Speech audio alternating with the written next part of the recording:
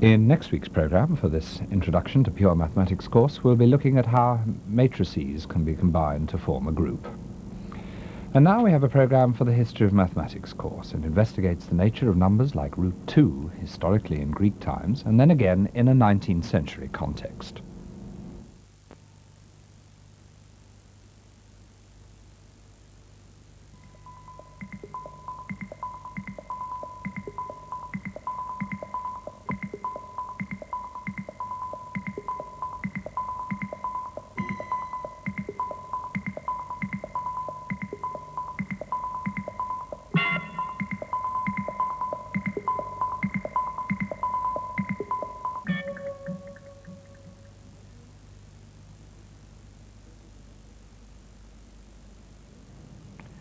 Measuring and counting are everyday activities. But when we try to use the counting numbers to measure lengths, something very odd and disturbing happens. The problem, in fact, is related to what mathematicians call a line. Is it something that's just geometrical, or is it concerned with arithmetic and algebra, that is, with numbers? Now, twice in history, this problem has become so important that it can be said to have reached crisis proportions. On both occasions, it was the very foundations of mathematics that was at stake. And so a proper logical solution to the problem was essential. Just knowing roughly what was going on wouldn't be good enough. The first crisis occurred in early Greek mathematics, and the second over 2,000 years later in France and in Germany. But why should there be a problem with something as ordinary as a line? Well, think about measuring a length. What could seem more simple? Well, first we need to decide on a unit of measurement, an inch, a centimetre, or any other suitable unit. Then we use this unit to make a ruler, and we match it against the line. It's more than 1 and less than 2. Now, to get a more accurate answer, we have to subdivide the units. More than 1 and less than 1.5. More than 1 1/4 and less than 1.5. More than 1 1/4 and less than 1 3/8. More than 1 5/16 and less than 1 3/8, and so on. But it's quite possible that no division on our ruler exactly corresponds to the length that we're trying to measure. So let's try another way of dividing up our units, this time into tens. More than 1 and less than 2. More than 1 3/10 and less than 1 4/10. More than 1 33/100 and less than 1 34/100. More than 1 333,000 and less than 1 334,000, and so on. Again, we find that there's no division point on our ruler exactly matching the length. Well, of course, the length is actually 1 1/3 units. So all we actually need is a ruler divided into thirds, ninths, and so on. Although, of course, 1 divided into 12ths would do. Then there's no problem. Now, the moral of this might seem to be that if we're to have a chance of measuring every possible length exactly, then all we need is a complete set of rulers divided into halves, thirds, fourths, fifths, sixths, sevenths, and so on. Then, so long as we can somehow see the divisions, however small, we might expect to be able to measure the length precisely. In other words, what I'm saying is that as long as we have the counting numbers and the fractions, we ought to be able to match a number to any length exactly. But it's here that we come to the crisis which exploded at the very heart of Greek mathematics and again became a stumbling block in the 19th century. Let's construct a square of side of 1 unit.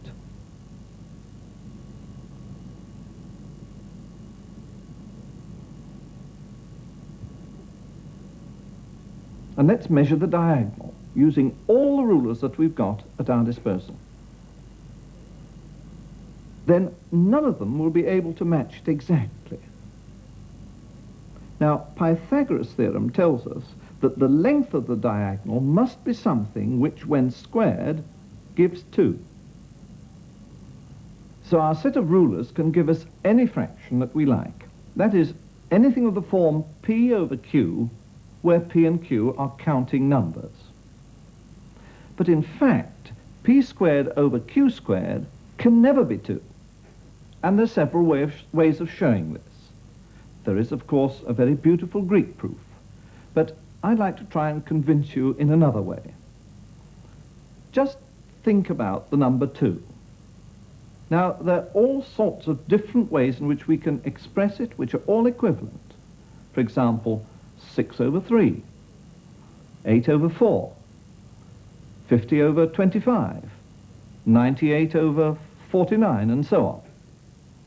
Now, if we express these fractions in their prime factors, forgetting about 1, we shall always find that there's an odd number of factors on the top and an even number below, or the other way round.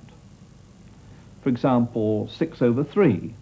This is 2 times 3 over 3. So there's 2, that's an even number of factors on the top, and just 1 factor underneath, that's an odd number. 8 over 4. This is 2 times 2 times 2 over 2 times 2. And that's got 3 factors on the top, odd, and 2 underneath, even. Now, any number which is squared has got to have an even number of factors. So p squared upon q squared must always have an even number of factors on the top and an even number of factors underneath. But we want p squared over q squared to be equal to 2. And that's even on the top and odd below, or the other way round. So in fact, there can't be any p and q such that p squared over q squared is equal to 2. And that means that the length of the diagonal is not going to be equivalent to any fraction. And so that none of the rulers is going to have a division point which exactly matches up to it. So a master ruler, which has all of the marks obtained by dividing our unit by 2, 3, 4, 5, 6, 7, and so on forever, is going to have a hole corresponding to the length we're measuring. So, however can we describe a length like this? And there are going to be lots and lots of them, just using counting numbers and fractions. Now, this problem has reverberated through mathematical history, and it reached, as I've said, crisis proportions for the early Greek mathematicians and again in the 19th century. But just what is this mysterious length? We know we can construct it, and yet it doesn't correspond to a counting number or a fraction. Does it correspond to any number at all? And if so, can we add to it? Can we multiply by it? And can we say whether another such number is larger or smaller? Now, David Fowler has looked at both the Greek crisis and at the one more than 2,000 years later in Europe. The Greek story begins with Pythagoras and the Pythagoreans. We have no direct historical evidence in the form of surviving manuscripts and such like, so we have to rely on tradition, folklore, and second and third-hand accounts. But it seems that the Pythagoreans formed a mystical secret community which held both property and knowledge in common. They studied the whole range of human activity, from mathematics and philosophy to politics and aesthetics. In all these studies, they applied their principle, all is number, where by number they meant the counting numbers, 1, 2, 3, etc. This sometimes led them to what to us now seems to be pure number mysticism. 1 is reason, the source of all numbers. 2 represents opinion, and all even numbers are female. 3 is the first male number, so 5 equals 3 plus 2 represents marriage. 4 is the first square number and so represents justice, a square deal. There are numbers associated with geometrical figures, square numbers, 4, 9, etc., and triangular numbers, 1, 3, 6, 10, etc. It's not even possible, through the mists of legend, to find out when the famous theorem for right-angled triangles was discovered. The result was already in use by the Babylonians more than 1,000 years before. In fact, there's a surviving tablet showing their approximation in sexagesimal numbers to the diagonal of a unit square. The evidence that the Pythagoreans actually discovered proofs of the result is doubtful, but they were a powerful force at the origins of Greek mathematics, which they founded firmly on the counting numbers.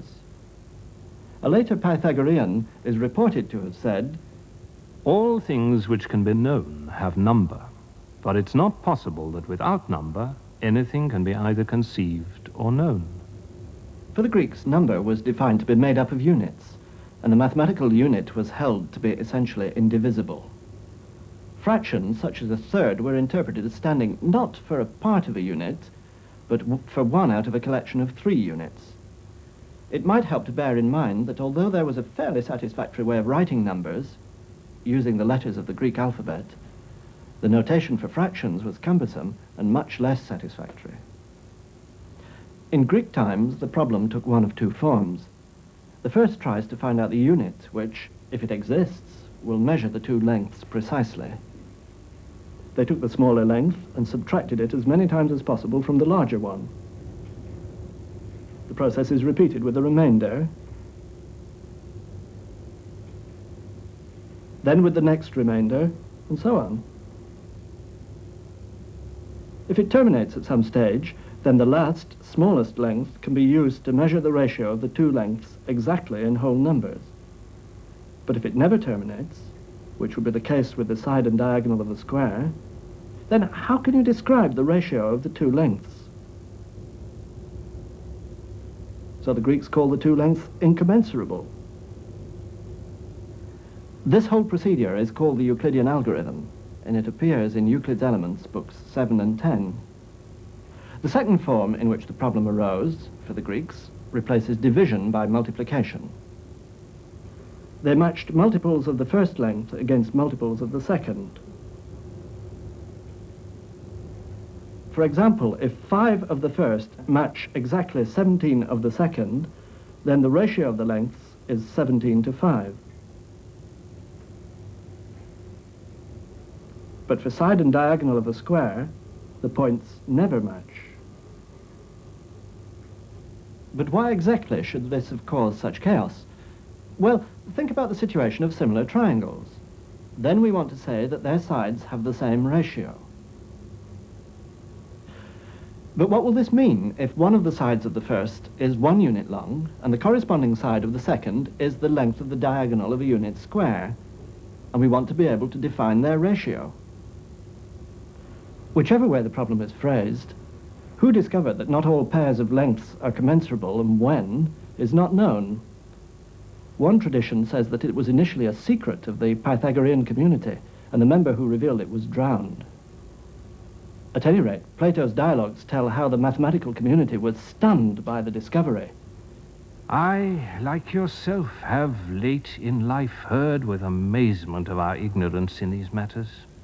To me, we appear to be more like pigs than men, and I'm quite ashamed, not only of myself, but of all Hellenes.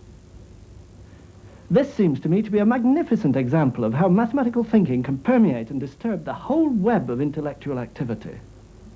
And we can see some of the repercussions of this problem in Euclid's famous textbooks. We know very little about Euclid himself, except that he worked at Alexandria around the end of the 3rd century BC. We don't know that he made any really original contributions to mathematics, but he certainly wrote highly successful textbooks. His great work, the 13 books of the Elements, is probably the most successful textbook that's ever been written. It's been translated into many, many languages. Here we have some of the editions in the Turner collection at Kiel. This is the first ever printed edition in Latin, 1482. And here we have the first printed edition in English. And that's 1570. But just who contributed what is completely uncertain. But of the 13 books, Book 5, and according to Archimedes, Book 12 as well, represents the work of Eudoxus, who lived in the first part of the 4th century and was probably the greatest of all Greek mathematicians.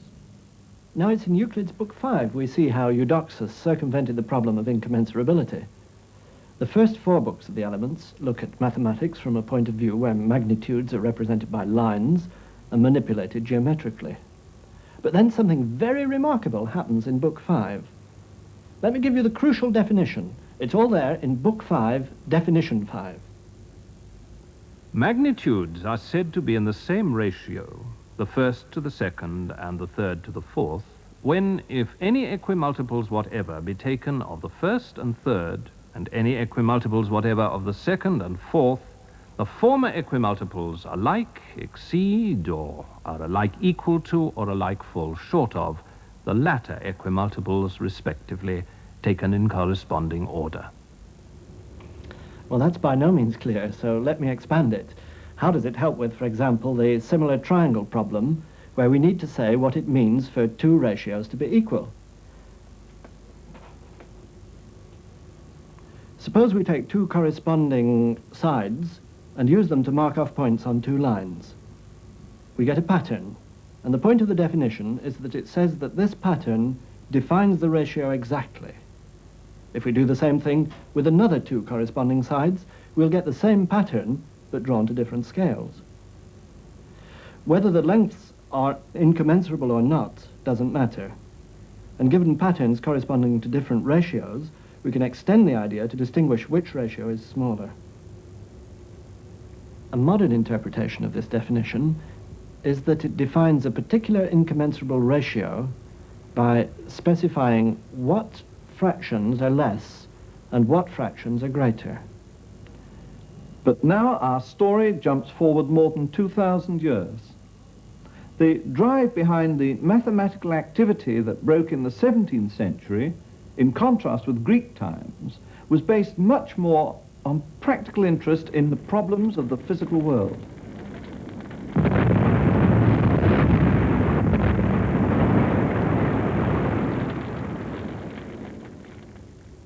The main techniques for describing physical quantities involved formulae, and formulae meant numbers.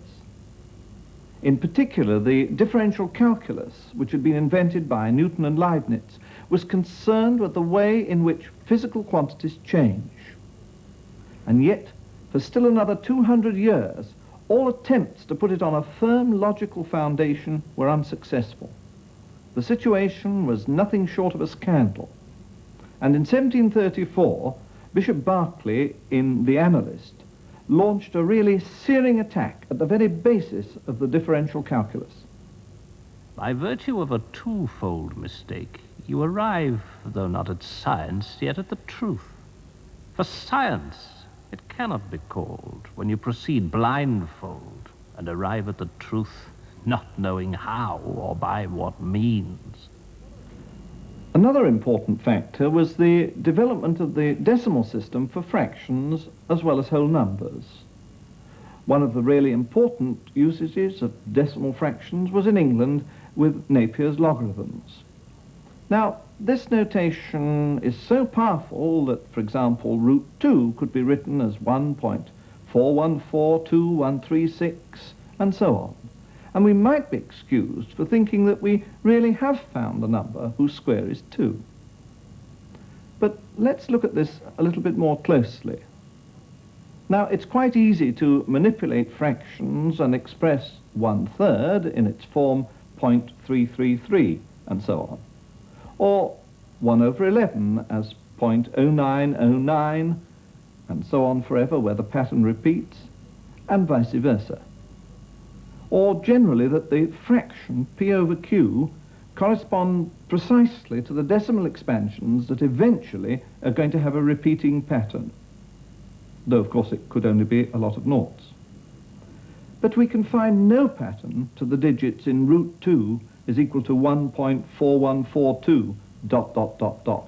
where of course the dots mean that the numbers are going on forever. So the problem remains. How can we manipulate such an infinite decimal with no distinguishable pattern? And in particular, how can we set about multiplying it by itself to get back to 2 again? In the 19th century, the context in which the problem of root 2 arose was completely different. They couldn't now say that root 2 was the diagonal of a unit square, a geometrical magnitude, and then use Eudoxian proportions, because contemporary mathematics required that they substituted numbers into formulae, and so a precise numerical definition was needed. There were several attempts to get round this problem, but there's an approach discovered by Dedekind, who should be allowed to introduce it in his own words. As professor in the Polytechnic School in Zurich, I felt more keenly than ever before the lack of a really scientific foundation for arithmetic. I made the fixed resolve to keep meditating on the question till I should find a purely arithmetic and perfectly rigorous foundation for the principles of infinitesimal analysis. Let me outline Dedekind's method of solution. We can think of the expression 1.414 ... for root 2 as meaning that any fraction less than 1.414 is less than what we want, and any fraction greater than 1.415 is greater than what we want, whatever it may be.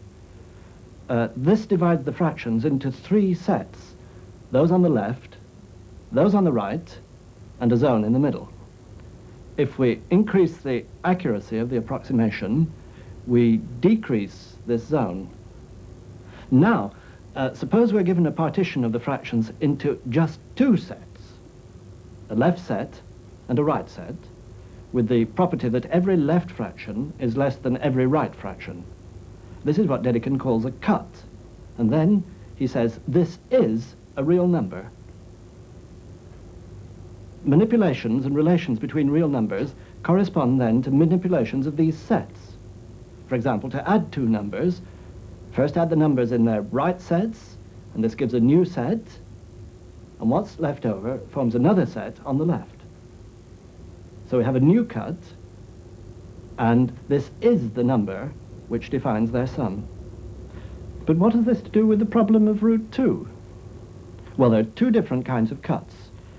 First, there are the ones corresponding to numbers that are just fractions, like a half, which is a cut whose right set contains everything greater than a half, and whose left set contains everything else less than a half, and where a half can be put in either. So actually it defines 2 cuts, but we make them equivalent. And how do we deal with root 2? Well, in the right set, we want all the fractions, like p over q, which are greater than root 2. So p squared must be greater than 2q squared, and both p and q positive. Then the left set is everything else. But because root 2 is not a fraction, there's no point in the middle. And then this cut is root 2. So there's the definition. But of course, there's lots of work in checking that all the details fit correctly, and that it really does solve the problem. Finally, to tie the 2 strands of Greek and 19th century thought together, it's striking when you look carefully at the definition how close in spirit Dedekind's and Eudoxus solutions are. It seems, as it often does with significant discoveries, that any good mathematician who understood his Euclid Book 5 should have been able to solve the problem. And another fascinating thing is that the same problem, viewed by the Greeks, led one way, away from arithmetic and algebra to geometry, while in the 19th century it reinforced the opposite development which was already taking place